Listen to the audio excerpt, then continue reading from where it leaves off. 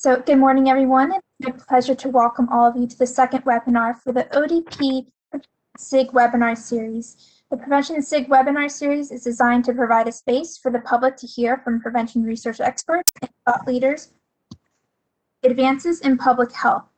Today, we're very excited to have Dr. Walter Rocca from the Mayo Clinic as our guest speaker. You will hear from our colleague, Dr. Marcel Salive, shortly as he will deliver a formal introduction. Next slide, please.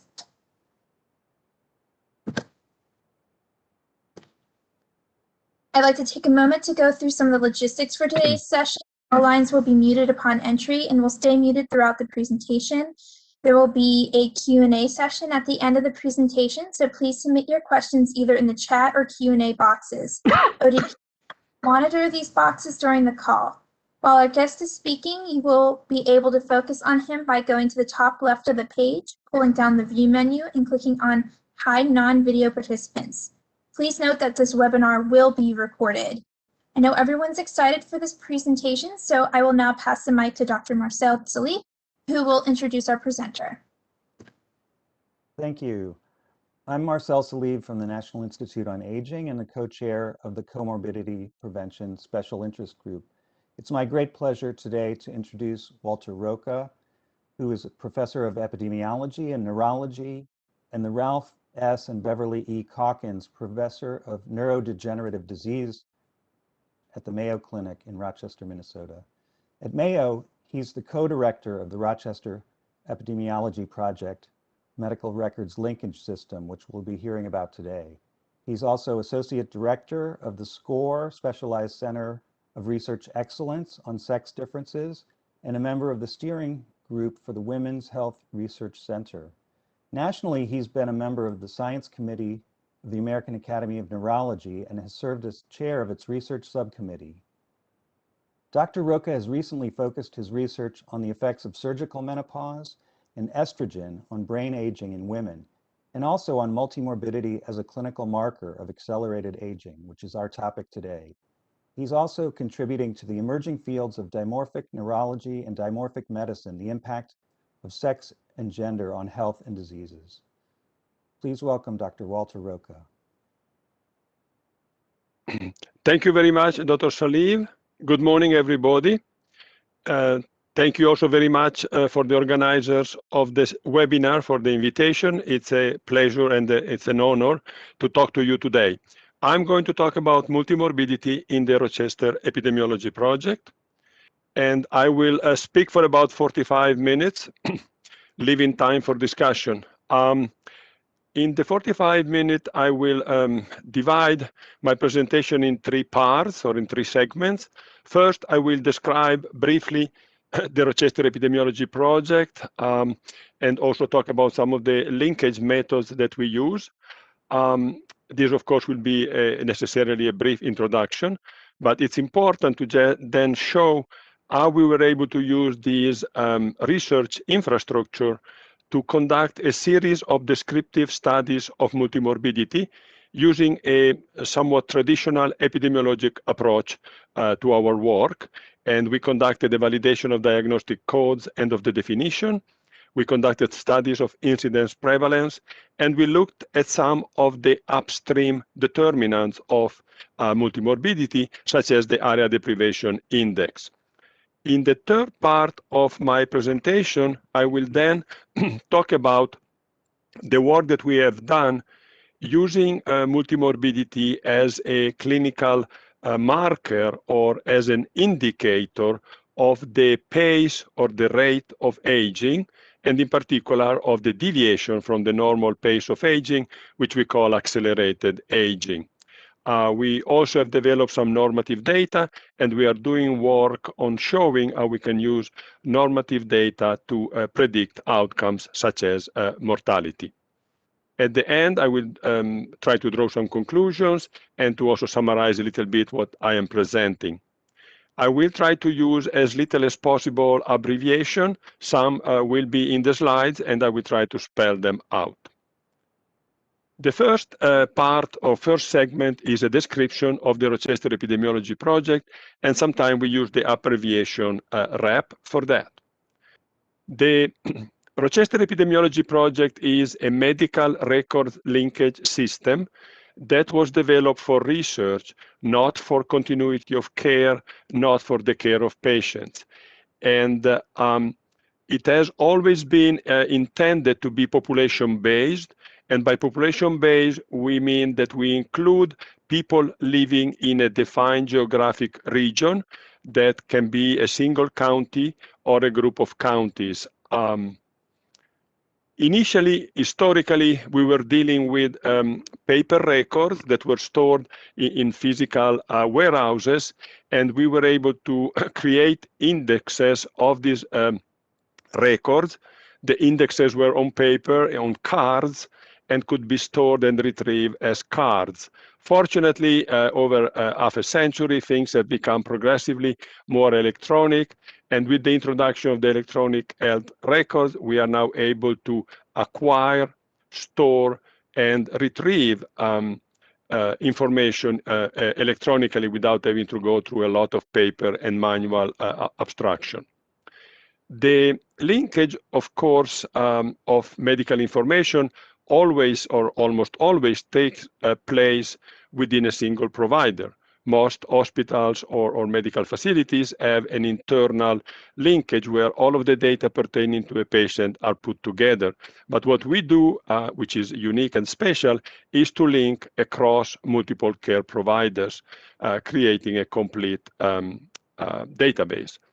It is very important to always be able to go back and forth from the index of the electronically available data to the full text of the medical record. Therefore, our data remain identifiable, and we can always go back and forth from the indexes to the full text.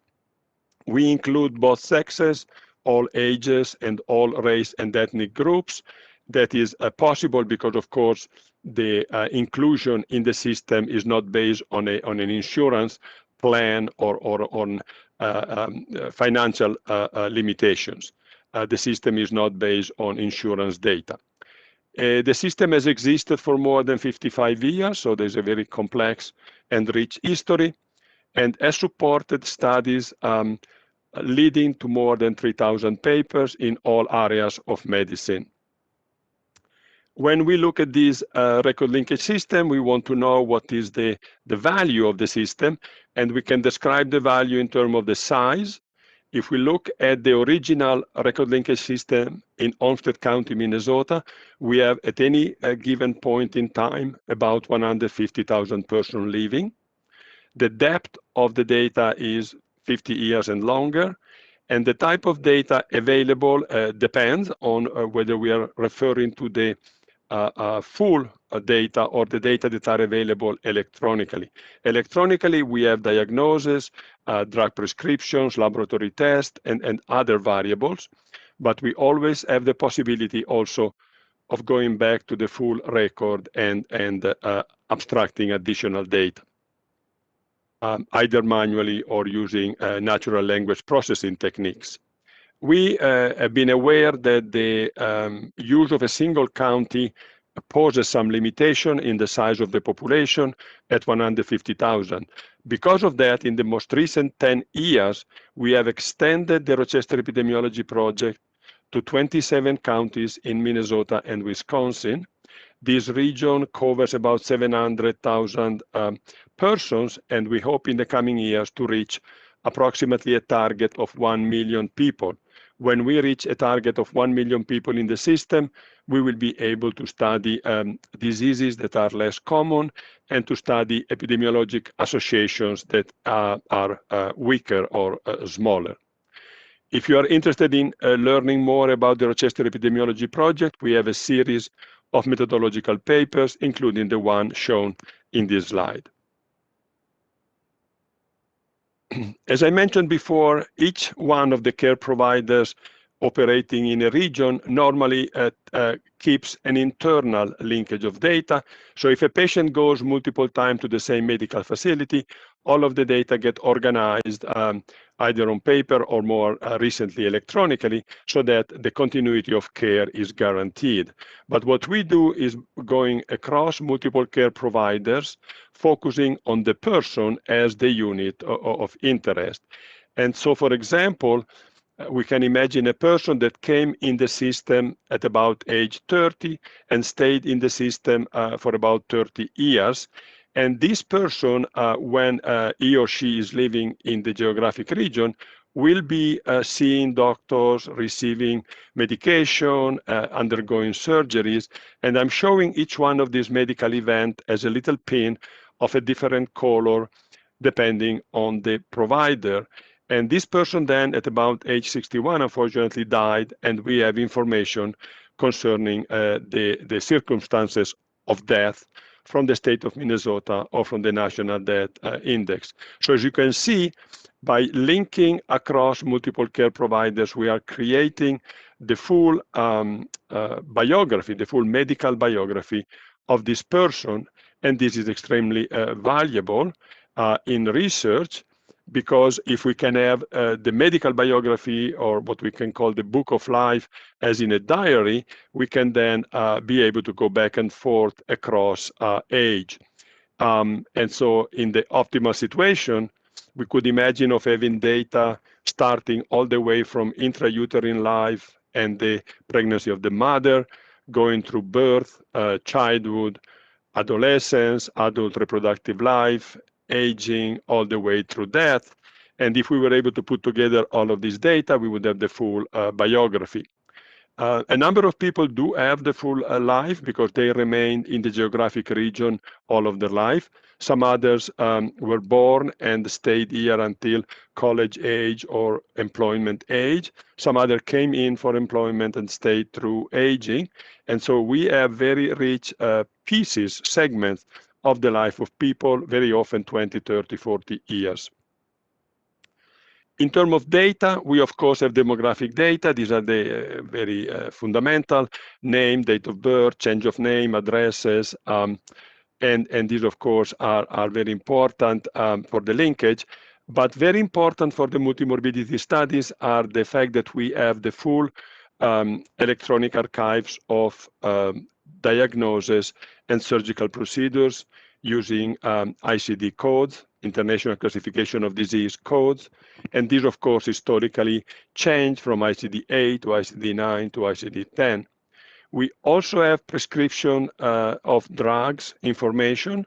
We normally code these using RX norm nomenclature, and we can then group the drugs into classes using the Veteran Administration classes. The use of drug, of course, can be very important if you want to link multimorbidity to medication use and polypharmacy. We have laboratory tests using the LOINC codes. We have services and procedures using ICD and CPT code. We have immunization, vaccines, and we have some life habits, primarily smoking and some other substance use. Very interestingly, for a 10% of the people involved in the record linkage system, we also have a biobank, or we store biological specimens so that we can, again, build studies using serum, plasma, and genetic information. Because of the access to these very rich information over very long segment of life, we decided that the Rochester Epidemiology Project was extremely a good place to start working on multimorbidity and conducting studies of multimorbidity. And so that's what we started around 2012, 2013. And the first question that we had to face was, how are we going to define multimorbidity? There are a number of different definitions which are based on lists of chronic conditions, and the list can be varying in size from 10, 15, all the way to hundreds. We were lucky because when we started working on multimorbidity, the Department of Health and Human Services published the list of 20 chronic conditions that were recommended for use in the United States.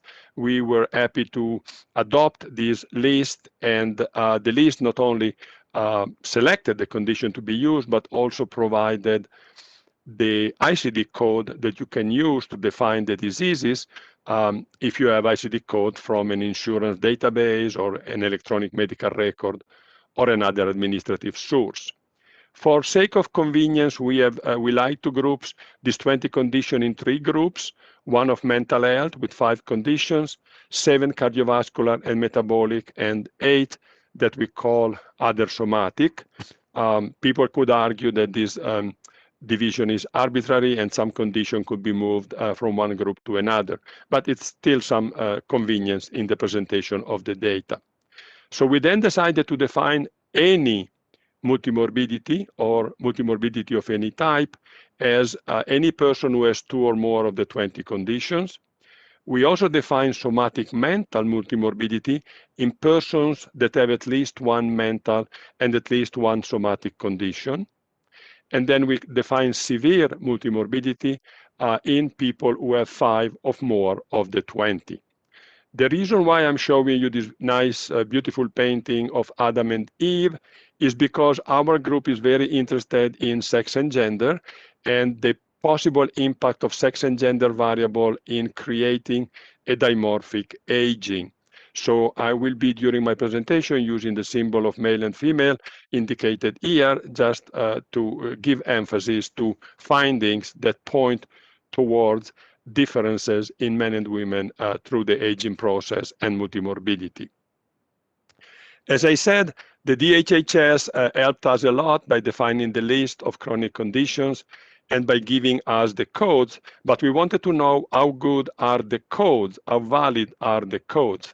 So we spent quite a bit of time, because we have access to the complete medical record, validating 2 algorithms based on codes. And the algorithms are very simple, easy to use. One algorithm requires just 1 ICD code in a given category to define somebody as having the disease. A little bit more sophisticated algorithm requires 2 codes separated by more than 30 days. The idea of this second algorithm is to, of course, avoid false positive or people that were given a code in the context of ruling out a certain condition that was then ruled out. We were lucky to have access to the full medical record of the patient, so we had a trained nurse going through the full text and deciding whether there was or was not the correct diagnosis. And this was the standard. We could not use the full population because 150,000 people would be too large. We defined a random sample by sex and age, so we had 4 groups of approximately the same size by age and sex. We then picked a date as the index date. It was December 31st, 2010. And then we went 5 years before, between 2006 and 2010, and we looked at all of the codes received by the patients, and then we applied the algorithm to determine whether the patient had the disease or not, defined as prevalent if a code was received in the previous 5 years. Our intention was to study all 20 of the DHHS conditions, but 3 of the conditions were not common enough in these age and sex groups, and so we had to drop HIV, hepatitis, and autism, and so I'm reporting only the data on the remaining 17. We were able to study sensitivity, specificity, positive predictive value, and negative predictive value, and the acronym PPV and NPV are going to be used in the figure. If you are interested in the full report of this validation, the paper was just published recently in BMJ Open.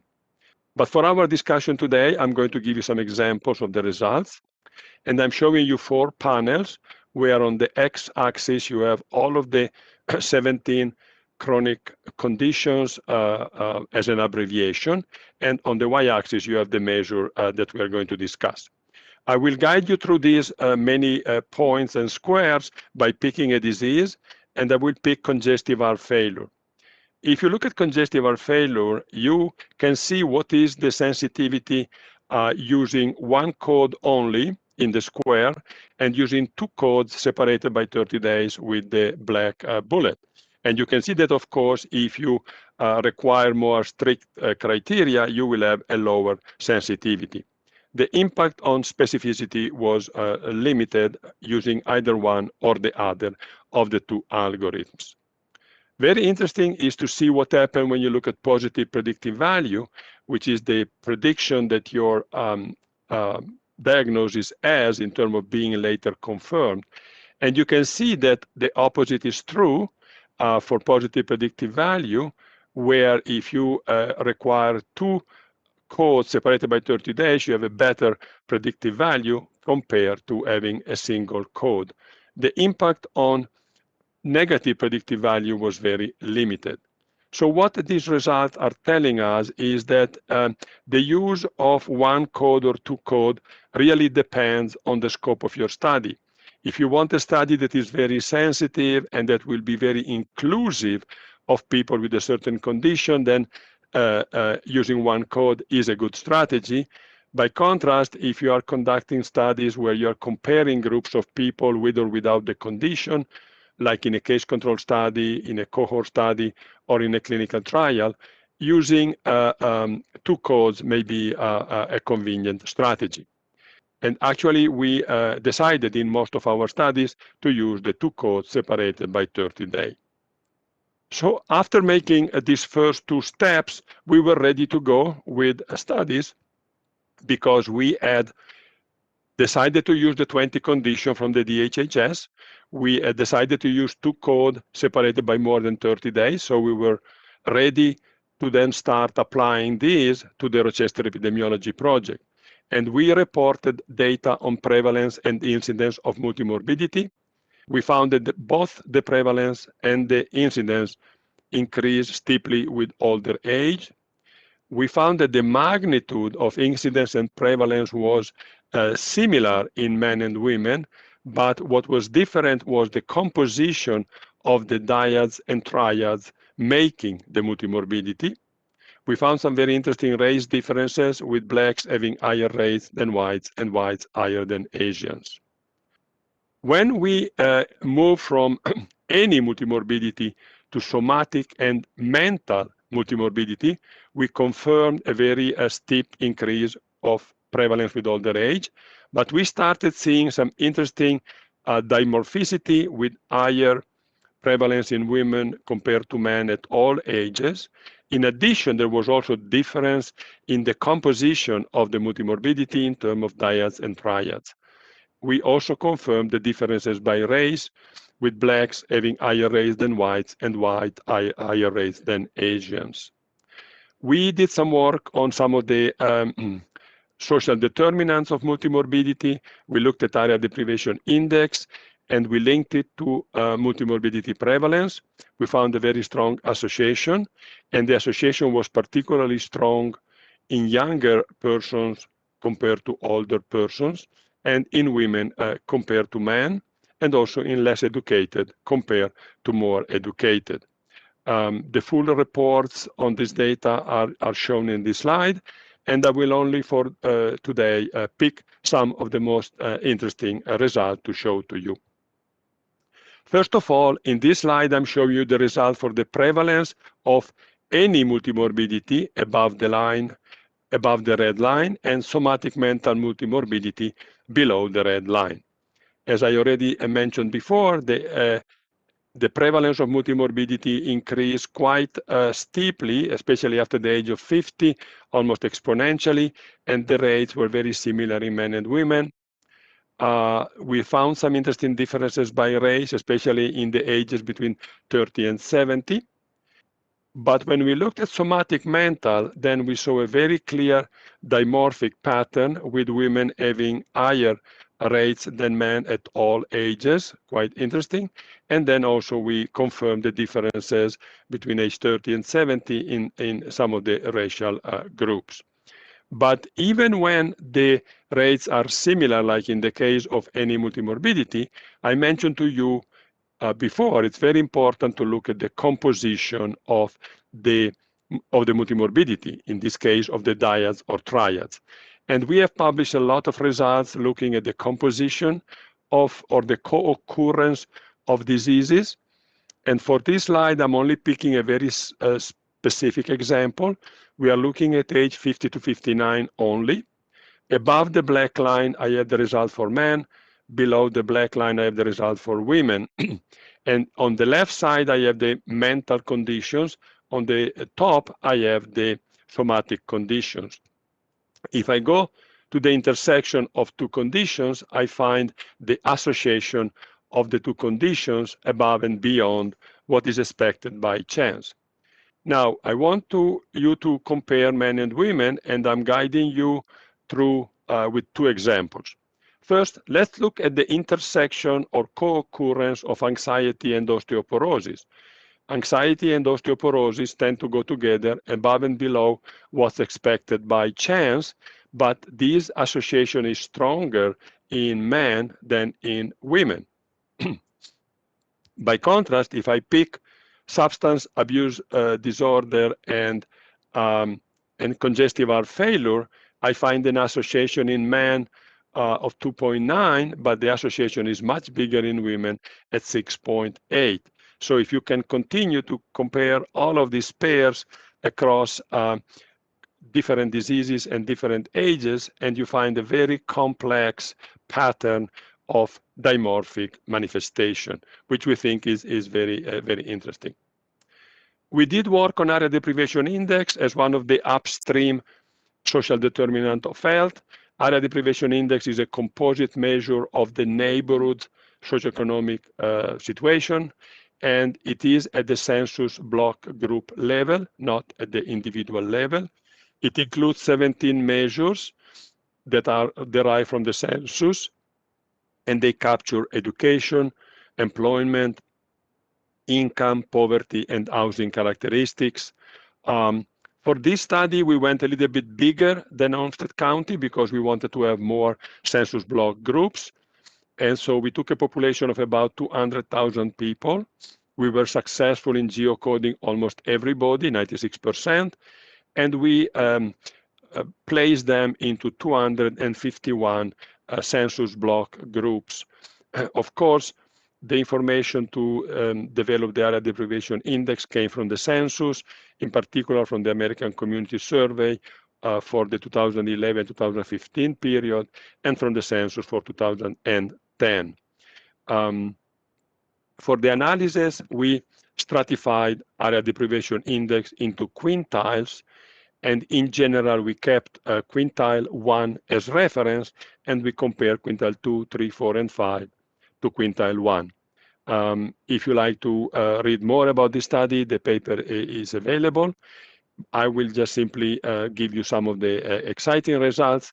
First of all, if you plot the area deprivation index on the y-axis and on the x-axis you put age and sex adjusted multimorbidity prevalence in percent, you find this very nice set of points and this very nice line of correlation, suggesting that even cross-sectionally, meaning when you measure at the same time both the area deprivation index and the multimorbidity, you find a very strong correlation.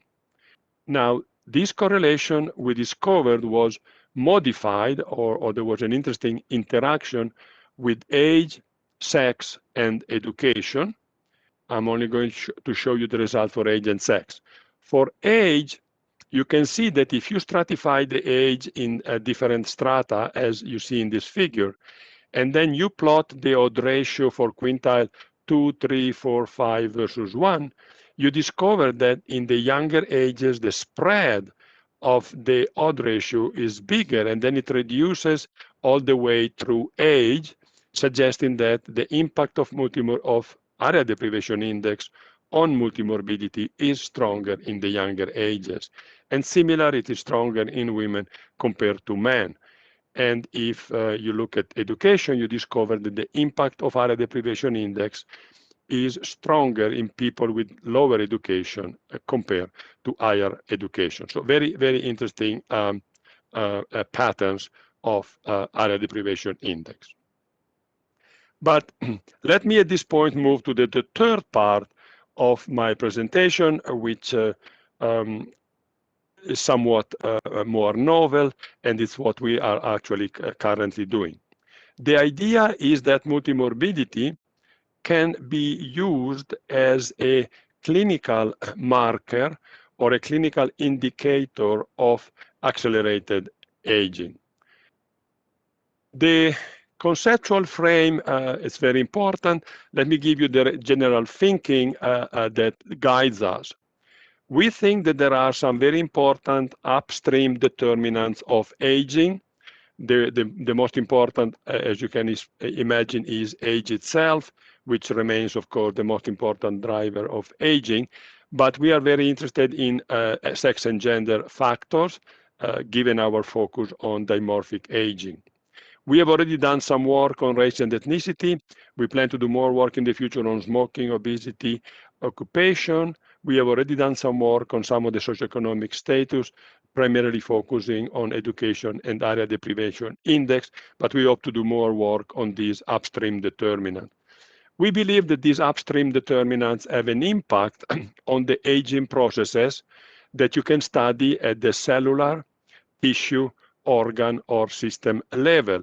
These are the aging processes that many of the laboratories around the country and at NIA are studying to understand the biology of aging. And these processes can be the accumulation of senescent cells, the production of protein and phenotypes by these cells that influence other cells, inflammation, and especially we are interested in non-infectious inflammation, protein aggregation, especially in the brain, mitochondrial dysfunction, epigenetic alteration with particular interest, of course, in methylation and the epigenetic clocks, telomere attrition or telomere transformation or changes, impaired signaling, stem cell exhaustion, and others. So this is all of the rich biology of aging that is of central interest to research right now.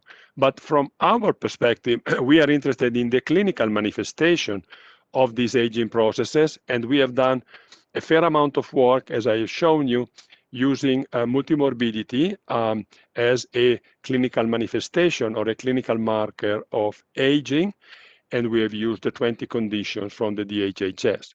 Another area of interest and where we also hope to do more in the future is frailty, so the functional decline, both physical and cognitive.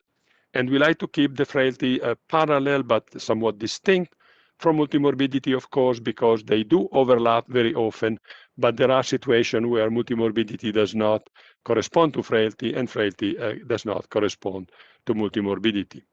We are very interested in studying the downstream effect of multimorbidity, and the downstream effect, of course, can be hospital admissions, need for care, admission to nursing home, quality of life, all the way through death.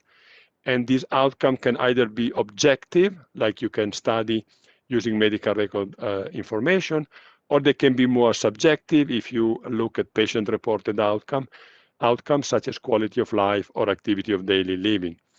This is the overall conceptual frame that has been used by other groups, of course, in the US and internationally, but that we find very useful in guiding our work. So one of the things that we did was to take the 20 conditions that define multimorbidity and try to create some normative distribution of these diseases in a geographically defined population. And we were lucky because, of course, we could use the Rochester Epidemiology Project. So we took all of the residents of Olmsted County, Minnesota, in a period of 10 years, which was between 2005 and 2014. And then we counted all of the birthdays that these people reached during the 10-year period. So each person could contribute multiple birthdays. Actually, the average number of birthdays per person was 6. And then at each birthday, we defined the count of chronic conditions by using a 5-year moving window from the birthday back. So if a person turned 62 during the study, we looked at the 5 years before to see which code this person had received, and then we counted the number of chronic conditions using the usual 2 codes separated by more than 30 days. We were able to transform the counts into percentile ranks using quantile regressions and some statistical techniques to go from a discrete count to a percentile distribution, which is described in our publication. And then we were able to study these percentile ranks across sex, race, and ethnicity. Of course, we were interested in creating this normative data in a full population, and this can only be done if you have, of course, all of the chronic condition available for the full population, and the REP was unique in that. But we also wanted to know whether these normative data were useful either clinically or in research, and whether they were predictive of the outcome.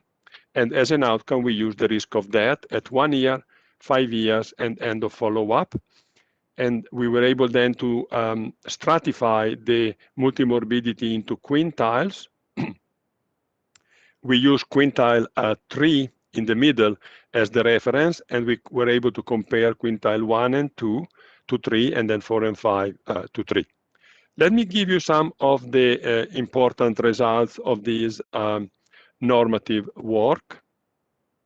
And first of all, I'm going to show you the number of chronic condition in men and women at the level of the 50th percentile, which is of course the median.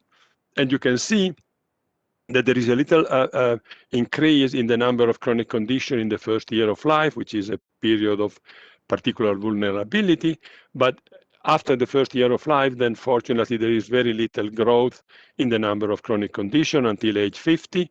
And at age 50, you have this very rapid acceleration of the accumulation of chronic conditions, but the men and the women seem to behave pretty similarly all the way through the end of life, with a little bit higher figure in men through the end.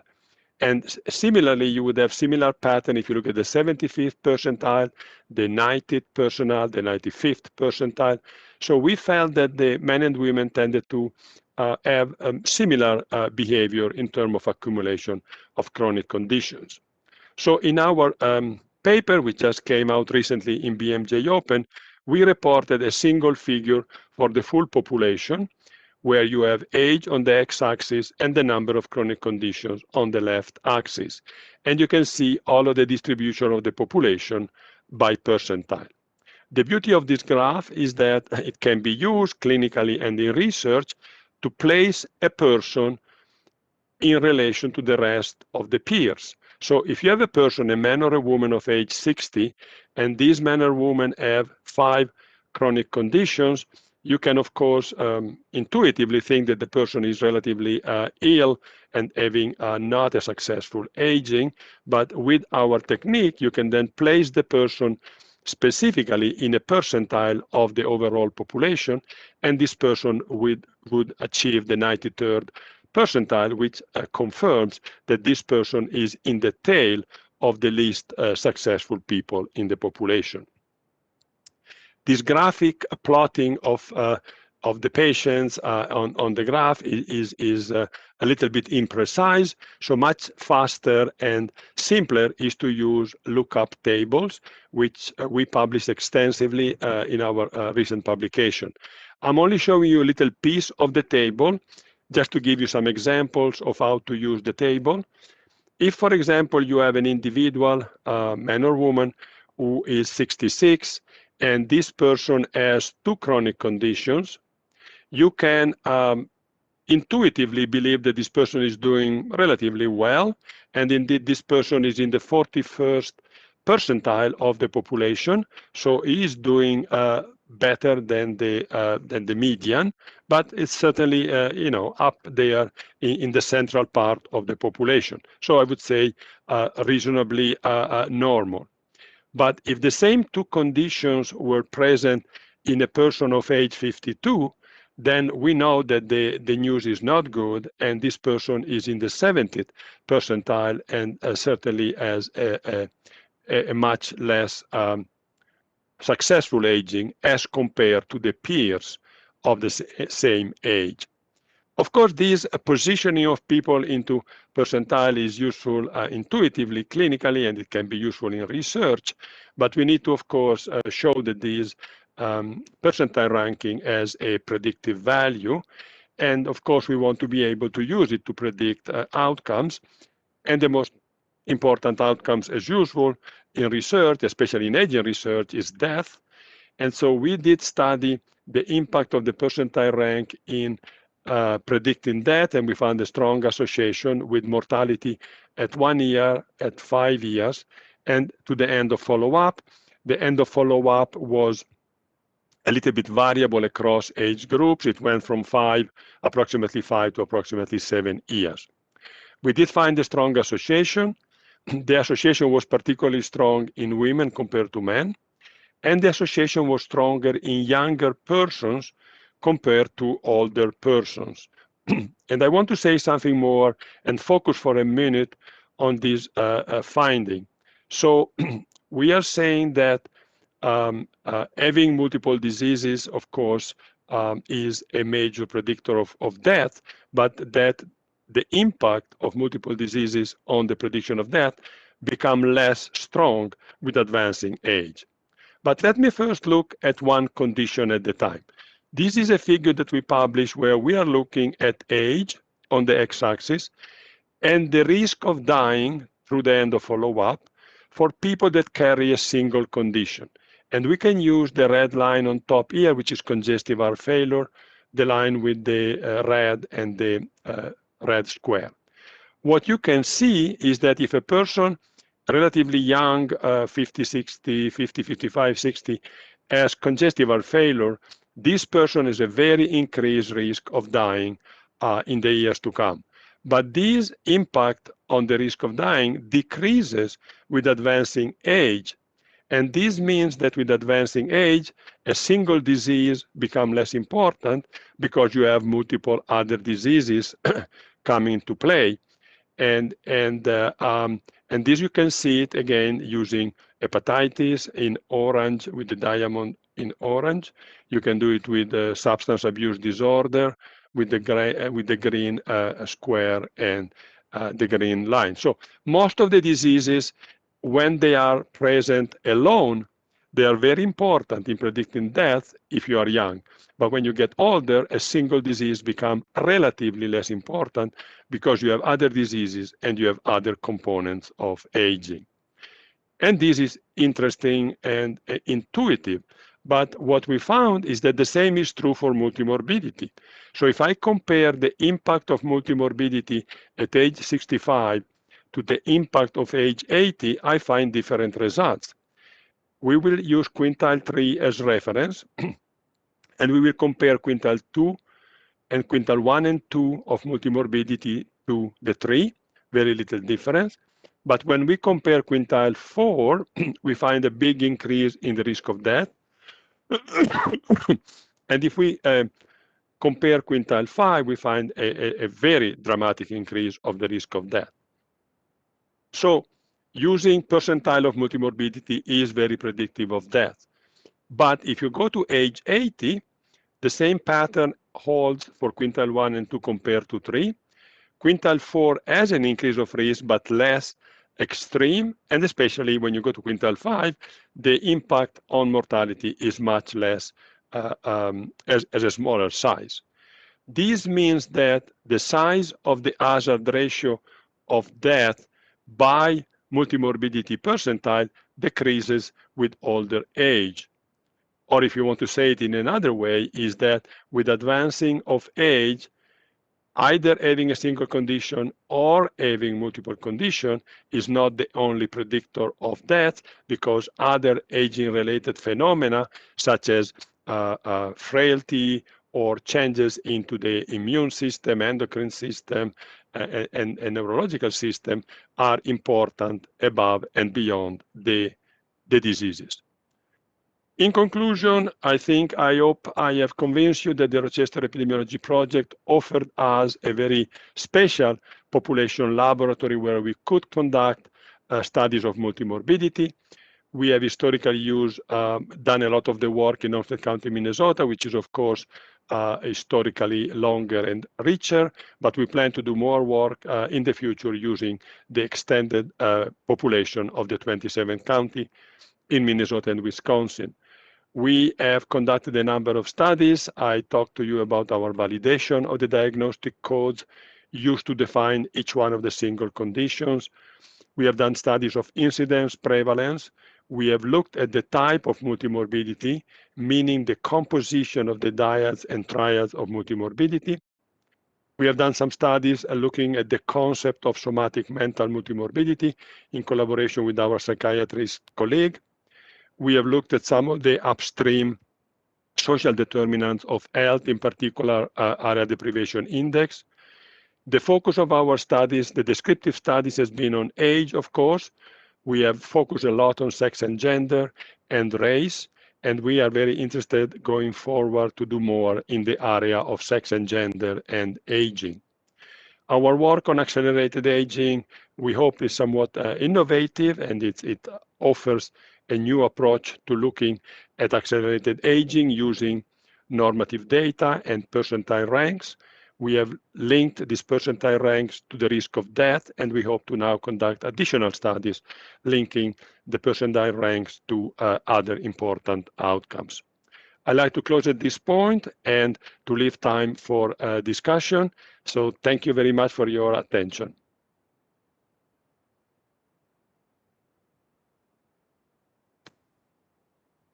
Thank you so much, Dr. Rocca. If you don't mind, can you go to the next slide?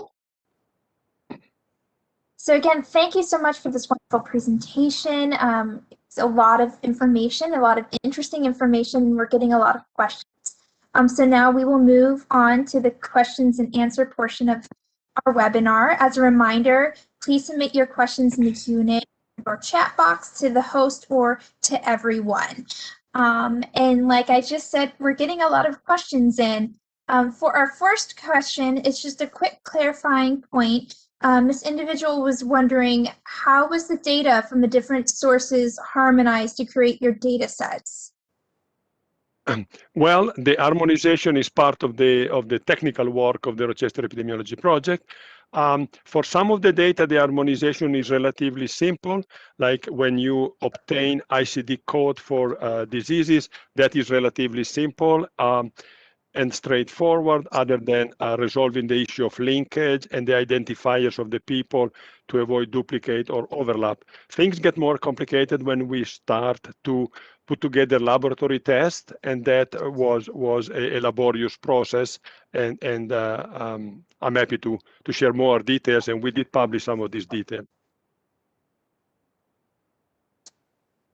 Great. There's a lot of interest as well as in particular conditions and also behaviors. This one question is asking, were you able to study impact of intervention, for example, lifestyle modification, medication, etc., progress over time?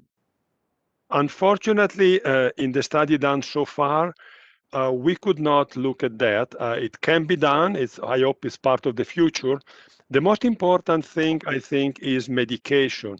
So, because when we say that a person has a condition like diabetes or hypertension or hyperlipidemia, it's a very different situation where the person is properly controlled, whether the symptom is properly controlled or not. For now, we have simply taken the chronic condition as present or absent, as markers of the underlying aging phenomena.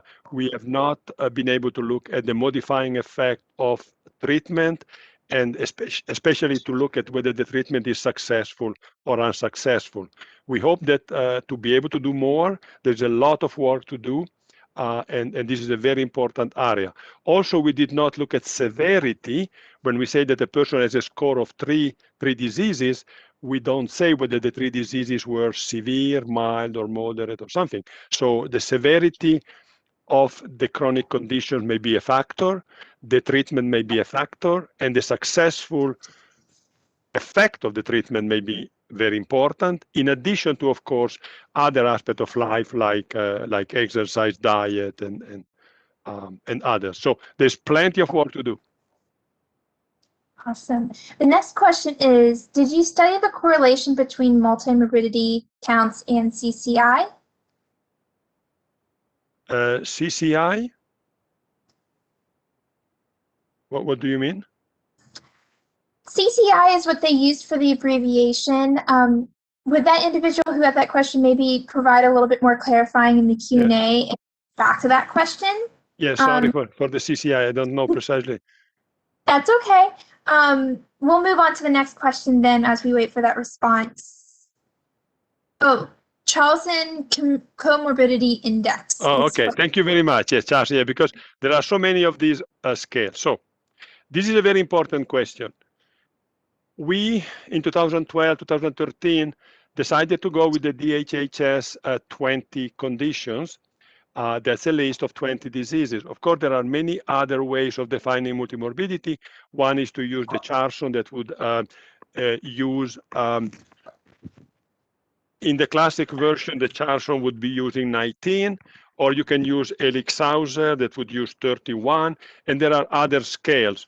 What we are doing right now is actually preparing a manuscript where we compare what would be the percentile rank that you obtain using these different scales. So hopefully shortly we will have a contribution on that specific question. We have the impression that whether you use 18, 19, 20, or 30 conditions, you tend to have a similar or comparable percentile distribution, which would be good news, meaning that the percentile distribution would be somewhat independent from the absolute number of diseases that you use. Of course, this is only true if your scale has all of the important body system and organs. But we think that when you reach 15 to 20, 25 conditions, you probably are representing very well the aging distribution. This publication is in the draft stage, and we will hopefully be able to have the publication out shortly. Great. For the next comment in question was, fascinating study, Walter. I wonder if you might speculate on how your crosswalk of age by multimorbidity burden norms might further differ by ADI. In other words, is it more normal to have higher multimorbidity at younger ages for patients living in high ADI neighborhoods? Yes, I'm sorry I didn't have enough time to really give more detail. Of course, the area deprivation index impact on morbidity and multimorbidity is a fascinating, very important priority. What we found is that in younger person, the area deprivation index was more impactful on multimorbidity than at later ages. And I showed that very nice age effect. This means that this also it may mean that area deprivation index is more important in younger period of life, but it also means that we measure area deprivation index and multimorbidity in a very cross-sectional way. And so we only know the area deprivation index of the place where the person lived at the time we measure multimorbidity. So it would be much richer if we could look at the area deprivation index of the place of birth, of development, childhood, all the way through adulthood. So the fact that in younger strata, area deprivation index was making a bigger impact may in part only be due to the fact that it's nearer to childhood development and adolescence and birth than later in life. That's a very fascinating question that I think deserves more work. Great. This next attendee said, thank you for the overview of this incredibly valuable data resource. Could you say more about how some of the findings from the study have been used to improve care for older people with multiple chronic conditions? I mean, of course, our work as researchers, as investigators, is to prepare evidence, produce evidence, and disseminate evidence. And so it's more difficult for us to really value the impact that our work has on the care. I know that our data have been used, for example, in the design of clinical trials, trying to develop medication that would be acting on the aging phenomena. So our data have really contribute in that sense to the design and to the thinking of clinical trials, which would then impact the care. But in terms of direct implication, I cannot say that I can give a specific example. I have the impression that our recent paper on the normative data, that might have a very short-term impact on clinical practice, because if the percentile that we publish are replicated in other populations so that they kind of become confirmed, we need to have some replication of our findings. But if our lookup tables are going to be confirmed as being pretty good, then I expect that this could really be used in general community medicine, family medicine, just to have a very quick placement of a person within the context of the population. And so in front of a patient, I can say, okay, you have this situation. I have to check. You only have 20 conditions that I need to check, and then I give you a score. It's very easy to give a score to a person, and then you can look at the lookup table and say, okay, this person is doing okay, this person is doing poorly, this person is doing fantastically. So I think if our percentile ranks were to be confirmed and shown to be stable across multiple populations with different ethnic, social structuring, then they could be actually clinically, I see, very, very important. Awesome. The next question is, have you looked at whether certain conditions or the treatment of certain conditions are associated with accelerated aging? For example, is a cancer diagnosis or cancer treatment associated with accelerated aging? Excellent questions. Actually, excellent question. We have not looked at that specifically. And it goes back a little bit to an answer that I gave before. So you have two issues with the medication. Is the medication helpful biologically by controlling the symptom in a positive way? So treating well the glycemia of a diabetic person can be better, improving aging. But of course, a drug that has side effects or toxic effect, okay, could be part of the acceleration. I would expect that chemotherapy or radiotherapy or cancer therapy very often would be worsening the aging processes. So my expectation is that it would be worsening the aging processes. We have not done that study. It could be designed and conceived, but we have not worked on that specifically. But I expect that to be the case. So people that have survived cancer may have had some effect of the treatment. And as you know, fortunately, in the population now, we have a large segment of people that have survived one or sometimes even two cancers, because we have been able to develop ways of treating certain cancer more successfully through early diagnosis and good interventions.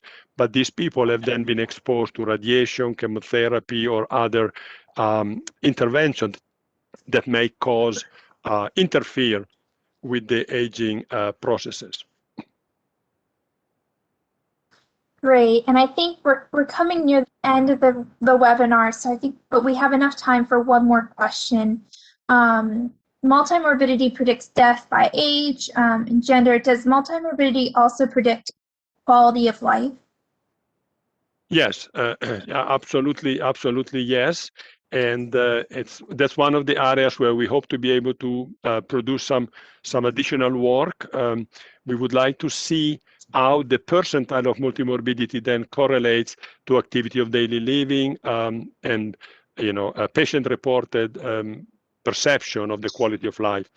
We are working on some manuscript in that direction.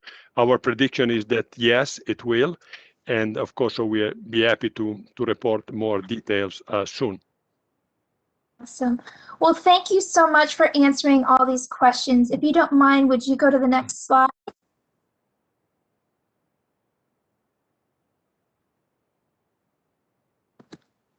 Awesome. So before ending, we'd like to thank you again for attending this webinar, everyone. A recording of this webinar will be archived and shared at a later time.